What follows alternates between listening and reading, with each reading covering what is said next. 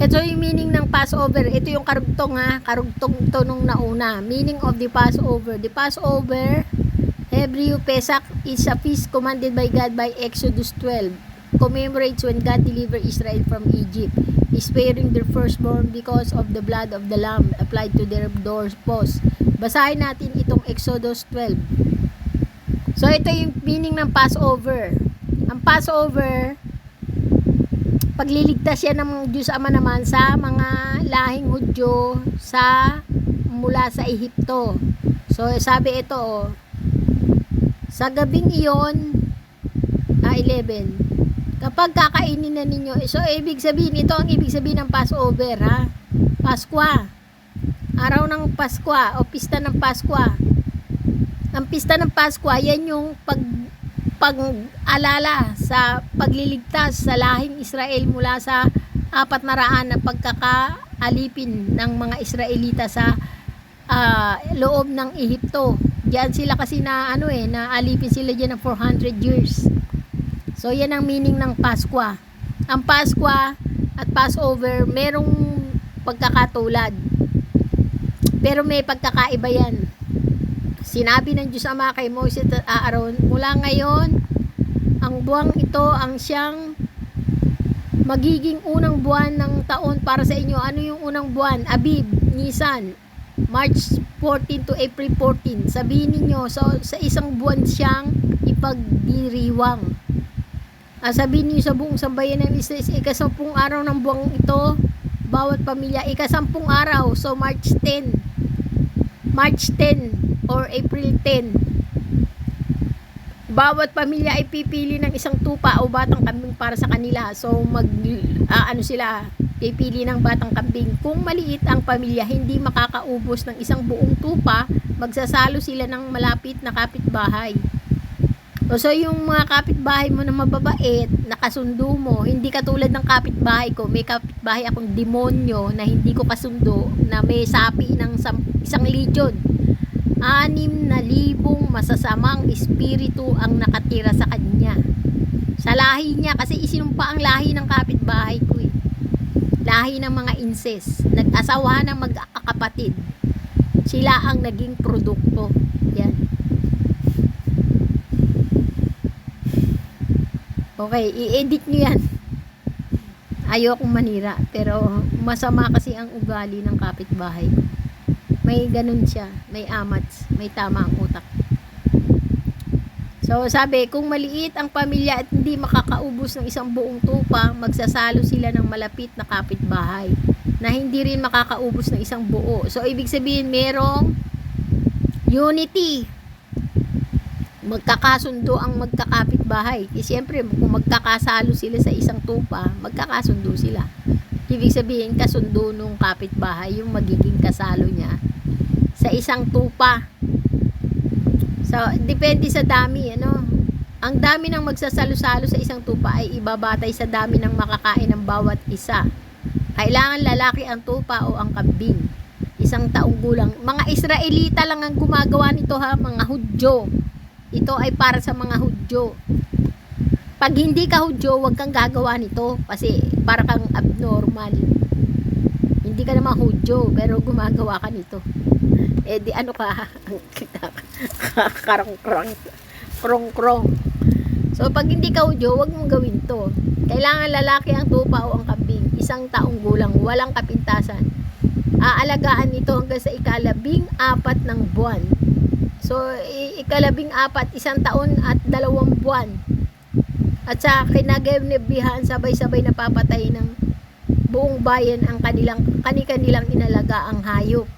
Kukuha sila ng dugo nito at ipapahid sa magkabilang poste at itaas ng pintuan ng bahay na kakainan ng kinatay na hayop. So, ibig sabihin, mayroong poste o pintuan na papahiran ng dugo. So, ibig sabihin yung dugo ng tupa na iaalay o nakakainin ay mahalaga. Huwag itatapon kasi ipapahid yun sa mga damba ng pintuan, damba ng bintana. Basta lahat ng may butas, papahiran mo yan. Kung meron kang bintanang maliit, pahiran mo ng dugo. Kung meron kang bintanang malaki, pahiran mo ng dugo. Pintuan, lahat Lahat ng may butas sa bahay, pahiran mo ng dugo. Sabi, sa magkabilang posto ay itaas ang pintuan ng bahay, nakakainan ng kinatay. Sa gabi ring iyon, lilitsunin ito. So, iibig sabihin, iihawin. At kakainin kasama ng tinapay na walang pampaalsa at ng mapapait na gulay. So, ibig sabihin, tinapay na walang lebadura. Ibig sabihin, walang pampaalsa, walang soda. Baking soda, walang baking soda. Kasama ng mapapait na gulay. Tinapay na walang baking soda at mapapait na gulay. Huwag ninyong kakainin ng hilaw o nilaga ang hayop, kundi lilitsunin ninyo ito ng buo, kasama ng ulo, ang mga paa at ang mga laman loob. Huwag kayong magtitira para sa kinabukasan. So, uubusin nyo isang kainan, isang upuan. Kung may matira, kailangan sunugin kinaumagahan. Kapag kakainin na ninyo ito, dapat nakabihis na kayo, nakasandalyas at may hawak na tungkod. Magmadali kayo sa pagkain nito. Ito ang Pasko ng Diyos Ama. So, Pasko ni Yahweh, kung to, ay, walang Yahweh kasi hindi natin masabi ang pangalan ng Diyos Ama. Ang nakalagay lang sa kanyang pangalan ay God, YHWH. At binabasa pa yun ng mula sa kanan hanggang sa kaliwa. Parang God, YHWH. Parang ano yun parang kakaiba, no? Kasi yun mo, YH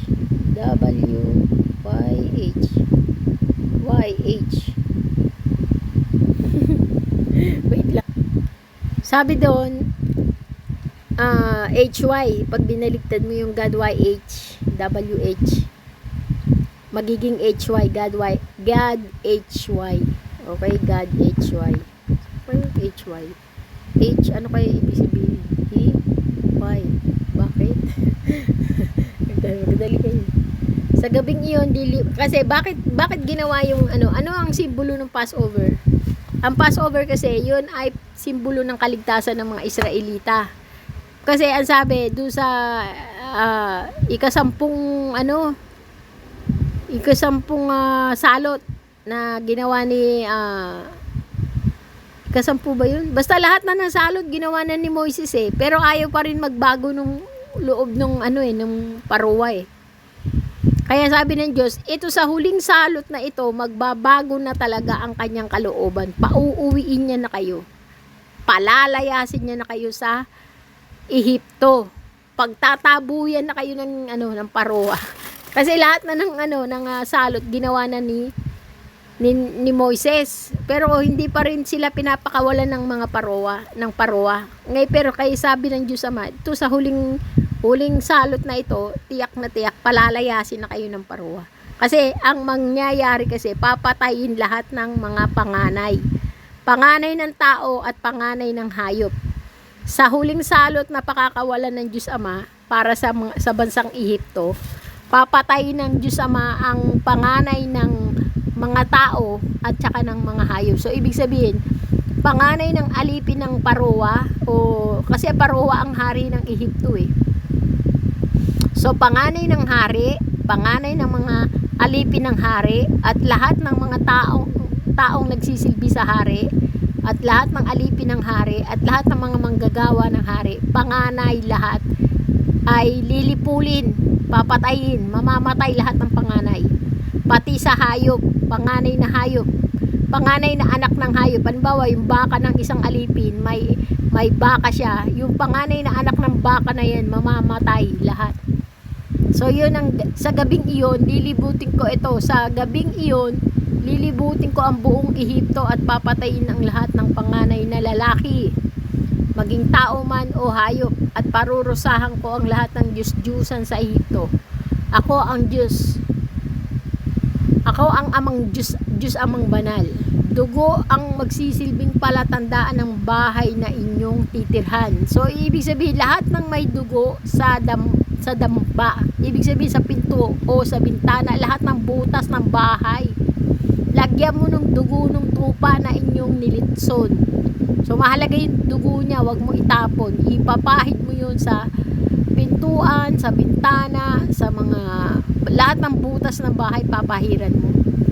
Kasi may usok yung anghel ng kamatayan kung tawagin. Ayan, lilibot sabi lilibutin ng buong Ehipto at papatayin ang lahat ng panganay ng lalaki, maging tao o hayop. Ibig sabihin parurusahan ko ang mga lahat ng Diyos-Diyusan sa Ehipto. So ibig sabihin 2,000 mahigit ang Diyos-Diyusan sa Ehipto Parurusahan yan ng Ama. Kasi yung mga Diyos-Diyusan na yan, mga paganong Diyos-Diyusan, may espiritu yan.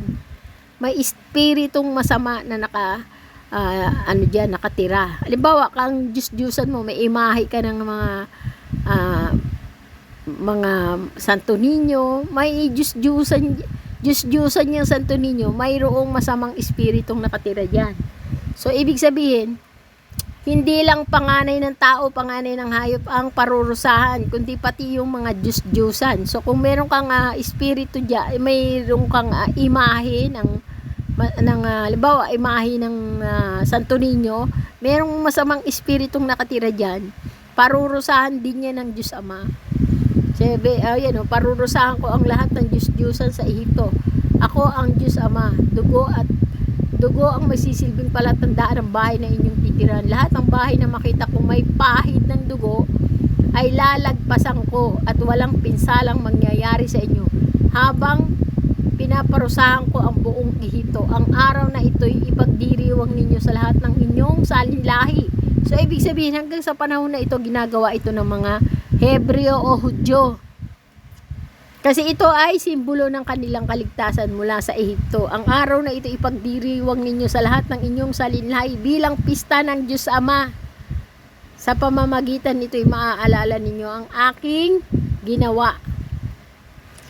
So, ibig sabihin, kung ikaw ay isang Hebreo, gagawin mo to. O isang Hudyo. Hebreo, Hudyo, isa lang ibig sabihin yan. Gagawin mo to. Bakit? Ito ay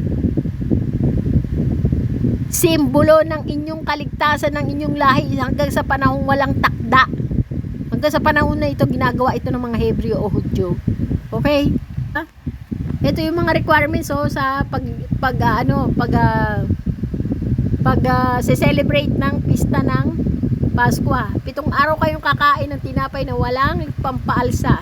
Sa unang araw pa lamang alisin na ninyo sa inyong tahanan ang lahat ng pampaalsa, sapagkat ititiwalagan sino mang kumain ng tinapay na may pampaalsa sa loob ng 7 araw na yun. So ibig sabihin 7 araw kasi nilang i-celebrate yung Feast of the Covenant, Feast of Pasko, Sabat. Sa una at 7 araw ay magtitipon-tipon kayo upang sumamba. Sa loob ng 2 araw na ito ay walang gagawa ng anuman liban sa paghahanda ng pagkain. Ang pagdiriwang ng pista ng tinapay na walang pampaalsa ay gaganapin ninyo taon-taon, sapagkat araw na ito inilabas ko sa Ehipto ang inyong lipi. So tinapay pala ng walang pampaalsa rin ang tawag doon, Feast of the Bread Feast of the Unleavened Bread. Ito'y gagawin ninyo habang panahon ang inyong mga lahi. Ito'y gagawin ninyo sa habang panahon ng inyong mga lahi. Di ba ibig sabihin hanggang gayon, ginagawa ito ng mga Hebreo. Tinapay na walang pampaalsa ang inyong kakainin mula sa gabi ng 14 na araw hanggang sa gabi ng 21 ng unang buwan ng taon. Sa loob ng 7 araw, hindi dapat magkaroon ng pampaalsa sa inyong bahay. Ititiwalag sa sambayanan ng Diyos Ama ang sino mang kumain ng tinapay na may pampaalsa, maging siya'y dayuhan o purong Israelita. Saan man kayo naroon, huwag kayong kakain ng tinapay na may pampaalsa tuwing ganitong panahon. Ang kakainin niyo tinapay na walang pampaalsa. Tinawag ni Moises ang mga pinunang sinabi, pumili kayo ng isang tupa para sa inyong sari-sariling pamilya at katayin ninyo ito para sa Pasko. Kumuha kayo ng sanga ng halamang isopo, basain ninyo ng dugo ng tupa at ipahid sa magkabilang poste at itaas ng inyong pintuan. At isa man sa inyo ay huwag lalabas ng bahay hanggang sa kinabukasan. Sa gabing iyon, dilibutin ng Diyos Ama ang buong Ehipto at papatayin ang mga Ehipsyo. Sa lahat ng bahay na makita niyang may pahid ng dugo sa magkabilang poste sa itaas ng pintuan ay hindi niya hahayaang pasukin ng anghel ng kamatayan. So may anghel ng kamatayan. Sundin ninyo ang mga tuntuning ito at palagi ang ganapin pati ang ng inyong mga anak. Patuloy ninyong ganapin ito maging sa lupaing ipinangako sa inyo ng Diyos Ama. Kapag itinanong ng inyong mga anak kung bakit ninyo ginagawa ito, sabihin ninyo ito'y pag-alala sa Pasko ng Diyos Ama o Pista ng Diyos ang tawag diyan. Nang lampasan niya ang bahay ng mga Israelita at patayin niya ang mga Ehipsyo. At masabi ito ni Moises, sumuko ang buong bayan na sumamba. Pagkatapos umuwi na sila. Ang huling salot, namatay ang lahat ng panganay. Ito yung huling salot. Ha? Kasi lahat ng salot na ipinakita na ni Moises, ayaw sila pakawala ng paruwa ng Ehipto. Pero dito sa huling salot, sabi ng Diyos Ama, sisiguraduhin ko sa iyo, pakakawala kayo, ipagtatabuyan kayo ng paraon, ipagtatabuyan kayo lahat, pati mga alipin, pagtatabuyan kayo. Okay, kasi namatay ang panganay ng paraon ng tagapagmana ng kanyang trono, namatay. At ngayon magagalit ang paraon, wala na tagapagmana. Nang hating gabing yun, pinatay ng Diyos Ama lahat ng panganay na lalaki sa buong Ehipto, mula sa panganay ng paraon at sa tagapagmana ng trono.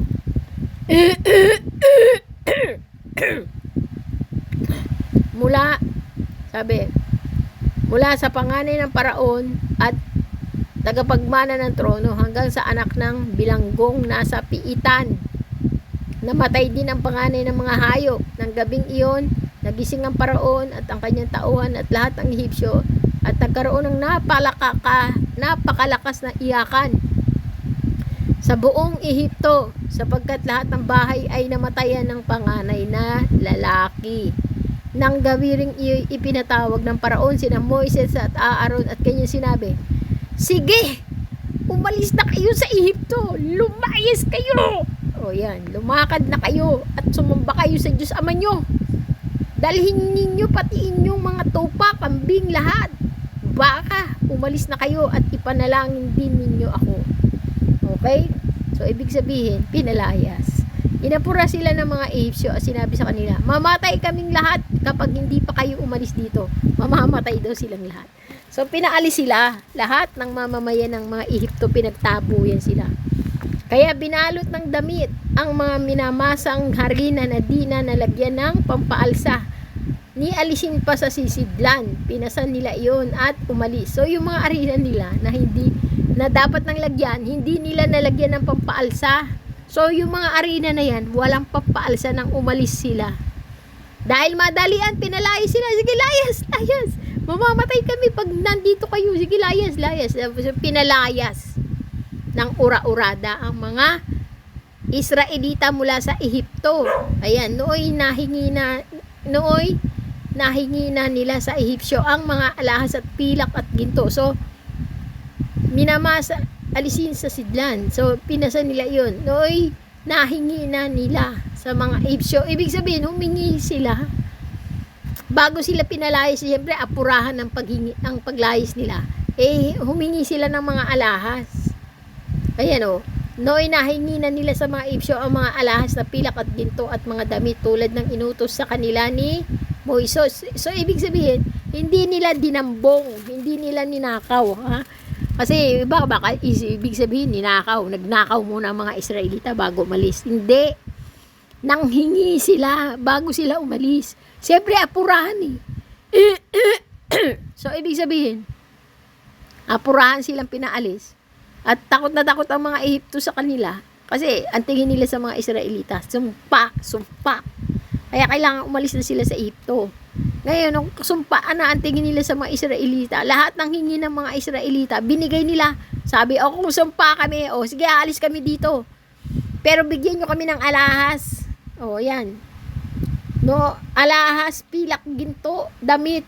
Lahat ng gustong hilingin ng mga Israelita, binigay sa kanila ng Ehipto kasi takot na takot ang mga Ehipto sa kanila. At tingin nila sa kanila, mamamatay tao.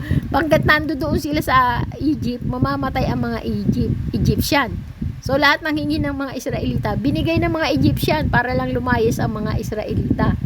So ibig sabihin, kara-karaka talaga binigyan nila. So kung anong gusto ng mga Israelita, binigay nila. O kung gusto ng bigyan nyo kami maraming pera, bibigyan talaga sila ng maraming pera para sila umalis sa Egypt. So ganun ang nangyari ha. Hiningi nila yon, hindi nila yun ninakaw, yung mga damit, alahas, ginto, pilak. Hindi nila yan ninakaw, kundi hiningi nila kasi ura-urada, naglayasan sila dahil takot sila.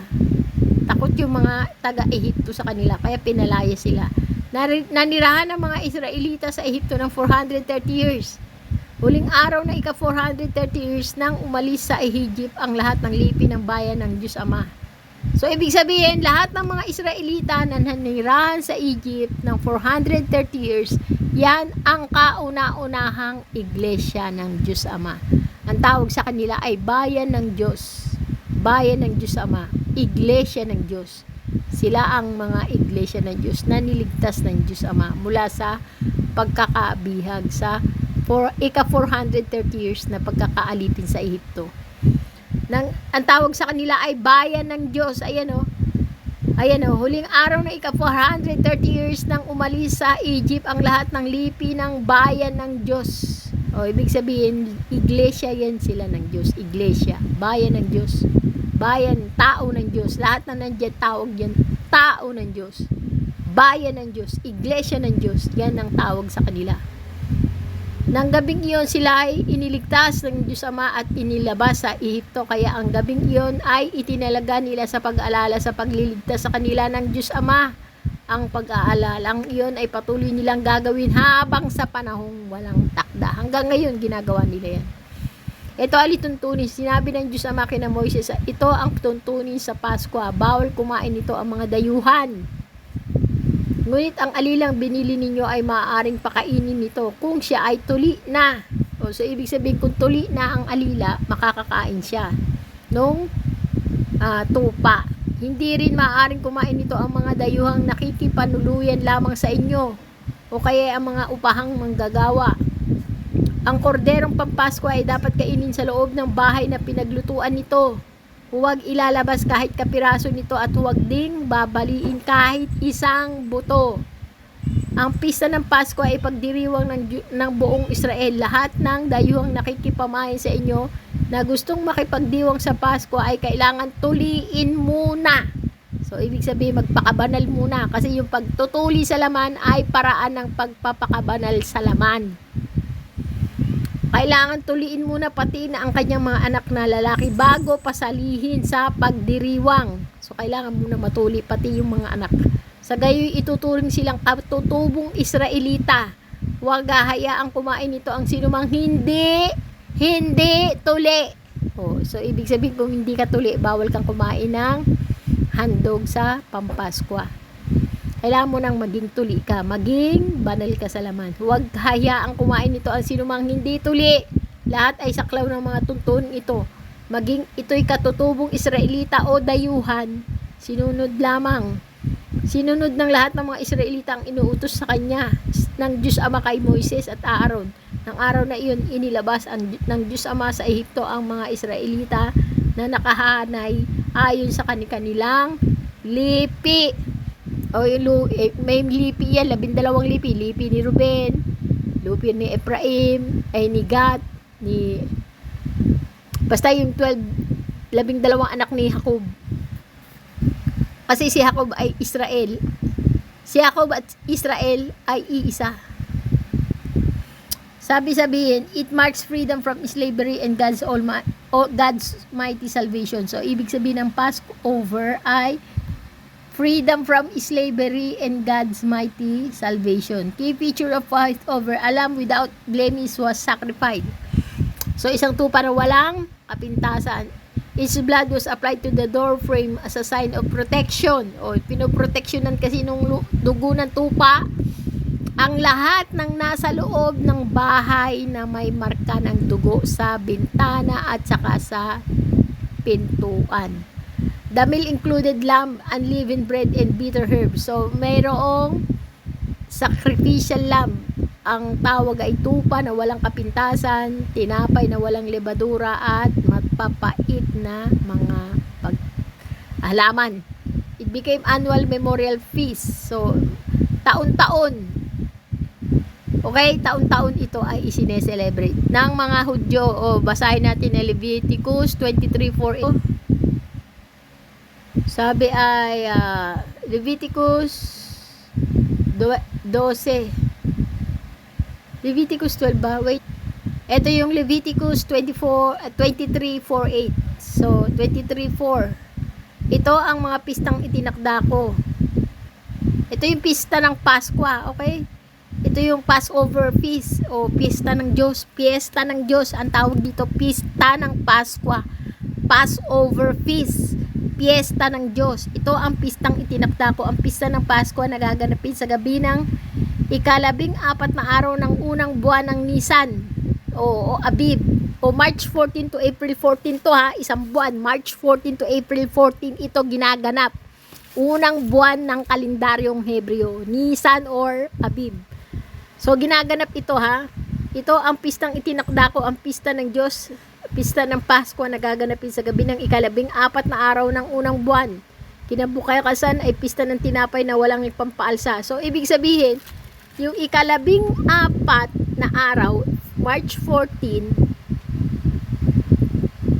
ayun ay umpisa na yun ng kanilang piyesta, March 14.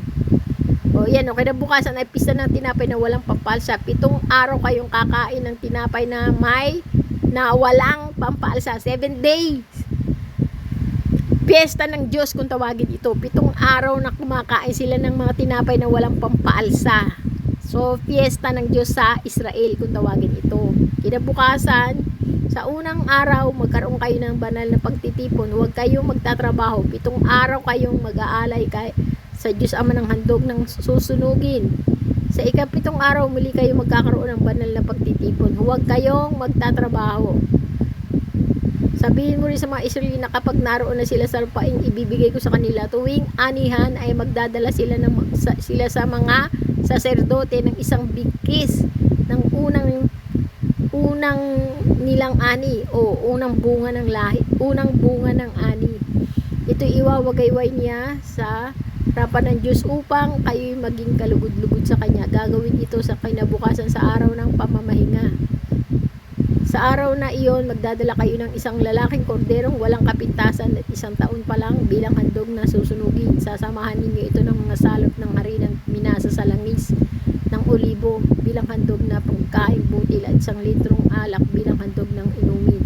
Ang halimuyak ng handog na ito ay magiging mabangong samyo sa Diyos Ama.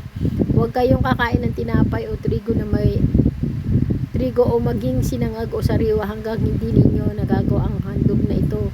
Ito ay alituntunin na susundin ninyo habang panahon. So, hanggang ngayon, ginagawa ito ng mga Israelita. So, sa bagong tipan, Jesus called our Passover Lamb. Si Jesus na yung ating Passover Lamb. Fulfilled at the Last Supper and His crucifixion. So, ito siya. Sino na ngayon yung ating Passover Lamb? Ginawa na ito ng misana ng Panginoon. Sa mga Kristiyano ito. Kasi may mga Hebreo pa rin na gumagawa nung sa annual Sabbath. Yun ay ginagawa nila hanggang sa panahong walang takda. Pero itong ganito sa atin, sa bagong tipan, sa mga Kristiyano naman, si Jesus na yung ating tupa. Siya na yung ating Passover Lamb. O basahin natin sa 1 Corinthians 5. Ito, ibig sabihin nito, 1 Corinto 5:7.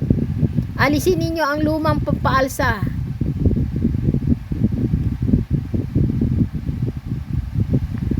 Teka, ito pala ibig sabihin ng pampaalsa. So, ito pala ang ibig sabihin ng pampaalsa sa tinapay. Pag ang tinapay nilagyan mo ng pampaalsa, lumulobo yan, lumalaki. Kung ganyan lang kalit yan, lalaki pa yan, magiging doble. So, yan ay pampaalsa sa tinapay. Pero dito sa spiritual na covenant o spiritual na tipan, spiritual, bagong tipan kung tawagin, ito ang ibig sabihin ng pampaalsa. Hindi kayo dapat magmalaki. So, ibig sabihin ng pagmamalaki, pag nagmalaki ka ba, anong meron dun? Pride. Ma-pride ka. Pag mapagmalaki ka, ma-pride ka, ibig sabihin malaki ang iyong pride. Kaya hindi kayo dapat magmalaki. Hindi ba ninyo alam ang kasabihang napapaalsa ng kaunting pampaalsa ang buong masa? So ano ang pampaalsa? Pride. Pag malaki, kahit kaunting pride meron ka, lumalaki ang iyong ego. So ibig sabihin, kung ikaw ay ma-pride na tao, mataas ang iyong ego. Sino ba ang nakapagpalaglag kay Satanas, kay Lucifer? Ang kanyang mataas na ego. Nalaglag siya kasi mataas ang kanyang pride. So ibig sabihin ng pride ay kasalanan. Yan alisin ninyo ang lumang pampaalsa, ang kasalanan. Pampaalsa, kasalanan yan. Upang kayo maging malinis, sa gayon matutulad kayo sa isang bagong masa na walang pampaalsa. At talagang namang ganyan kayo, sapagkat naihandog na ang ating korderong pampaskwa, na walang iba kundi ang Panginoong Hesukristo. Kaya't ipagdiwang natin ang Paskwa, hindi sa pamamagitan ng tinapay na may lumang pampaalsa na kasamaan at kahalayan, subalit sa pamamagitan ng tinapay na walang pampaalsa, ang tinapay ng kalinisan at katapatan. So ibig sabihin ng pampaalsa, kasalanan. Umaalsa ka, ibig sabihin nagiging makasalanan ka pag ikaw ay punong-puno ng pagmamalaki o pride. Kung very pride ka at mataas ang ego mo, ibig sabihin malaki ang chance mo na maging makasalanan. So maraming ganyan mga tao, makasalanan sila kasi mataas masyado ang tingin nila sa sarili nila, o prideful, masyadong itinataas nila ang kanilang bangko. Ibig sabihin na nagtataas ng kanyang sarili, ini-exalt niya yung sarili niya, masyado niyang ibinibigay sa pagmamalaki, masyado siyang mapagmalaki. Okay? Kaya alisin ninyo ang lumang pampaalsa ng kasamaan at kahalayan, subalit sa pamamagitan ng tinapay na walang pampaalsa, ang tinapay ng kalinisan at katapatan. So ang pampaalsa ay kasalan. So ibig sabihin, yung 1 Corinto 5:7 ay pampaalsa, pride, kasalanan, fulfilled at last supper. Difference between Sabbath and Passover. Origin, Sabbath, 7th day of creation. Passover, Exodus 12. So ang pinagmulan ng Sabbath ay yung Genesis 2:3. Ang Sabbath ay pag-alala sa pagkakalikha ng Diyos. O ibig sabihin, inaalala mo ang Diyos bilang manlilikha sa Sabbath. The Creator, the Supreme Creator of the earth and the universe. So, yan ang Sabbath. Sa Pasko naman, ang ibig sabihin, Exodus 12, deliverance from Egypt. Yung pagkakaligtas, pagkakaalis ng lahing Israelita sa Ehipto. Yun naman ang Passover.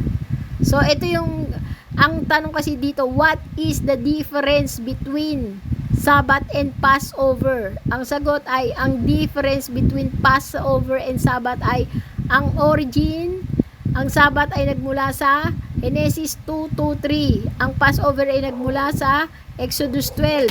Ang Sabbath ay pag-alala sa bilang creator, ang Supreme God bilang creator. Ang Passover ay pagpapaalaya sa mga Israelita mula sa pagkakailipin sa Ehipto. Ang frequency, weekly, every 7th day. So ang Sabbath ipinangingilin kada ika-7 araw. So weekly, linggo-linggo. Pero itong Passover, yearly, once a year, 14th of Nisan in Jewish calendar. So kada ika-unang buwan ng kalendaryong Hebreo ang Nisan 14. Sabi ang focus ng Sabbath, magpahinga. Remembrance of creation. So magpahinga ka at alalahanin mo ang Diyos Ama bilang manlilikha mo, o bilang iyong manlilikha, o bilang manlilikha ng universo. Sa Passover naman, deliverance, salvation, and redemption from Egypt. So ang focus naman ng Passover, pag-alala sa pagkakaligtas ng mga Israelita mula sa Ehipto. So, symbol in New Testament, Jesus offers true rest. So, ibig sabihin, ang Sabat sa ating bagong tipan ay ang sumisimbolo, ang symbolism ng Sabat sa ating bagong tipan ay ang ating Panginoong Hesukristo. Siya ang ating Sabat. Okay?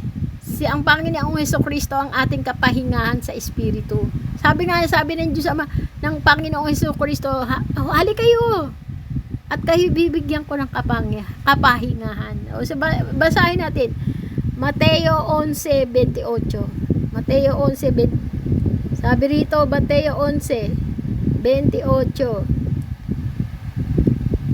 Ito na, Mateo 11:28, okay? Ay, naging 12.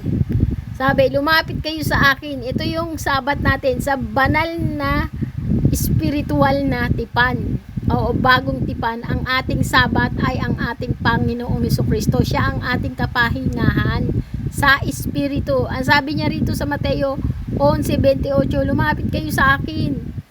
Kayong lahat na nahihirapan at lubhang nabibigatan sa inyong pasanin.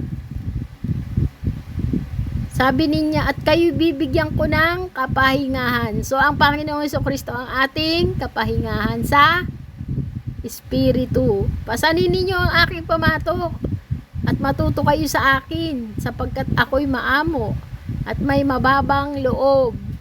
Makakatagpo kayo sa akin ng kapahingahan sapagkat madaling dalhin ang aking pamatok at magaang ang pasaning ibibigay ko sa inyo. So, yan ang ating Panginoong Hesukristo. Okay? Mateo 11:28, siya ang ating kapahingahan sa Espiritu. Ang Panginoong Hesukristo ang ating ang Panginoong Hesukristo ang ating Sabat. Sabi sa Mateo 11:28, sa Hebreo 4:9, sa Natron 9. Ito, 9. Sabi, ang sabi sa 9, kung paanong nagpahinga ang Diyos sa ikapitong araw, mayroon ding kapahingahang nakalaan sa mga taong sumasampalataya sa Diyos. Sapagkat ang sino mang makapasok sa lupain ng kapahingahang ipinangako ng Diyos ay magpapahinga rin sa kanyang pagpapagal. Tulad ng Diyos na nagpahinga sa kanyang paglikha, kaya sikapin nating makamtan ang kapahingahang iyon at huwag mabigong tulad ng mga hindi sumasampalataya. Sino ba yung dapat nating makamtan? Ang sabi dito, kaya't dapat nating sikaping makamtan ang kapahingahang iyon. Sino ang ating kapahingahan? Ang kapahingahan natin sa Espiritu ay ang ating Panginoong Hesukristo. Sikapin natin siyang makamtan. At huwag mabigo ng tulad ng hindi sumasampalataya. Siyempre yung mga hindi sumasampalataya, walang Kristo sa puso. Pero tayo, dahil tayo ay naghahangad ng kapahingahan, ang ating kapahingahan sa Espiritu ay ang ating Panginoong Hesukristo. So, hangarin natin na makamtan natin ang ating kapahingahan sa Espiritu. Sabi nga rito sa 9, kung paanong nagpahinga ang Diyos sa ikapitong araw, mayroon din kapahingahang nakalaan sa mga taong sumasampalataya sa Diyos. O sino yung nakalaang kapahingahan? Ang ating Panginoong Hesukristo. Sapagkat ang sino mang makapasok sa lupain ng kapahingahang ipinangako ng Diyos, o sino ba ipinangako na kapahingahan sa Espiritu o kaligtasan? Ang ipinangakong kaligtasan ay ang ating Panginoong Hesukristo. Kung makapasok ka doon sa kanyang lupain ng ating Panginoong Hesukristo, tiyak na magkakaroon ka ng kapahingahan sa Espiritu. Siya ay magpapahinga rin sa kanyang pagpapagal tulad ng Diyos na nagpahinga rin sa kanyang paglikha. So, merong kapahingahan sa atin. Ang banal na kapahingahan na lupain. O, ang lupain na yun dapat nating pasukin. Yun ang lupain na binibigay ng ating Panginoon. 'Di ba? Sabi niya, "Halika kayo." Oh, 'di ba? Kapag kayo nasa aking lupain, kayo'y aking paiinumin. Oh, pagod tayo eh. Siyempre uhaw tayo, painumin niya tayo ng tubig ng kanyang kaligtasan. Ano ang tubig? Yun yung mga salita ng Diyos na mababasa natin sa Biblia. Kaya kailangan natin yang uminom ng tubig, ibig sabihin, pagkaing espiritual yan. Ang ating Panginoong Jesucristo, lahat ng kanyang sinasabi sa bagong tipan, lahat yan ay mga tipan sa espiritu na magbibigay sa atin ng kapahingahan, ng kaligtasan, ng pagpapahinga sa espiritual. Okay? Okay? O sana maunawaan nyo ito mga Junakis ko. Sinabi niya ang Sabbath, weekly day of rest, Passover, yearly feast of the redemption, they are not the same. So hindi parehas ang Sabbath at Passover, but both point to Jesus Christ. O, di ba? Lahat 'yan ay tumutugma sa ating Panginoong Jesucristo. Yung Sabbath, ang ating Sabbath ay ang ating Panginoong Jesucristo. Siya ang ating pakapahingahan sa espiritu. Lahat ng sinasabi niya sa bagong tipan, lahat 'yan ay spiritual na tipan. So, tipan sa espiritu. Ibig sabihin, pinililinis niya ang ating espiritu. Pero sa lumang tipan, ang nililinis ay ang ating laman. Ang propetang Moises. Pero sa panahon natin ngayong Kristiyano, tayo ay under sa bagong tipan. So, spiritual na kalinisan ang nililinis ng ating Panginoong Jesucristo. So, pero inihanda ng lumang tipan ang ating katawan sa laman para maging malinis. So kung inuna ang spiritual na tipan sa laman para malinis ang laman nang makasundo ng spiritual na tipan sa panahon ng ating Panginoong Jesucristo. So kung yung kalinisan sa laman ay isang paraan para magkaroon ng kasunduan o magkakasundo ang espiritu at katawan. Okay? Kung marumi ang katawan, hindi yan pananahanan ng banal na espiritu, kasi ang espiritong banal ay malinis. So kailangan dapat ang panahanan niya, ang tirhan niya ay malinis na laman.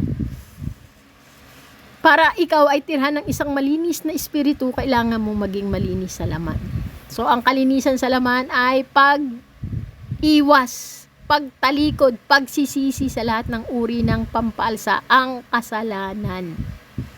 So kung aalisin natin ang ating mga kasalanan, tatalikuran natin lahat yan, pananahanan tayo ng banal na espiritu ng ating Panginoong Jesucristo. Ang salita ng Diyos Ama, papasok sa ating puso, titira siya sa atin. Hindi niya tayo iiwanan. Kaya mahalaga yung sinasabi natin sa panalangin na basbasan nawa tayo ng kanyang banal na espiritu. Okay? So hanggang dito na lang. Kaya laging mananalangin, ang hihingin ay ang banal na espiritu ng Diyos. Yun ang kailangan nating hingin. At para tayo tirhan ng banal na espiritu ng Diyos, magpakalinis tayo sa laman. Huwag tayong mamalaka. Marumi ang dila. Hindi yan lalabasan ng malinis. Meron bang mabuti na magmumula sa masama? Pag ikaw gumagawa ng kasamaan, katawan mo ang ginagamit mo. Laman. Pag ang laman marumi, titirhan ba yan ng banal na espiritu? Hindi. Hindi magkakasundo ang laman na marumi sa espiritong malinis. Ang banal na espiritu ng Diyos, malinis, banal. Paano niya titirhan ng isang laman na marumi? Yang laman mo, katawan mo yan. Kung yan ay ibinibigay mo sa pagbebenta ng laman o pagpuputa, dahil nagbebenta ka ng laman, titirhan ba yan ng banal na espiritu ng Diyos? Wala. Hindi yan titirhan. Kaya nga, meron bang mabuting bagay na magmumula sa malinis? Pag ang laman mo marumi, titirhan din niya ng marumi. Maruming espiritu din ang titira dyan. Pero pag ang laman mo ay malinis, titirhan niya ng malinis na espiritu. Magkakasundo ang malinis na laman at malinis na espiritu. May mga kasalanang intentional at mga kasalanang hindi intentional. Pero kung intentional, iwasan mo. Huwag kang gagawa ng kasalanang intentional. Pero kung hindi mo maalis, ipanalangin mo. Okay? Kasi hindi mo kayang alisin ang kasalanan. Ang Diyos Ama, ang Panginoong Jesucristo, yan ang mag-aalis. Okay, sige, hanggang dito na lang tayo mga Junakis ko. Sana ang inyong nanay ay maunawaan nyo. At sana wag nyo namang husgahan ang nanay, kasi ang nanay ay hindi pa fully makasalanan pa rin tayo. Lahat ng tao ay hindi nakaabot sa kaluwalhatian ng Diyos. So makasalanan pa rin tayo. Makasalanan pa rin ng nanay. Pero ibig sabihin, kailangan alisin natin yung intensyon na magkasala ng mabibigat na kasalanan. Kasi yan ay hindi magkakaroon ng kapatawaran. Ano ba yung mabibigat na kasalanan? Yan ay intentional ba na ginawa mo? So, sa next day na lang. Hanggang dito na lang ang nanay. Bye.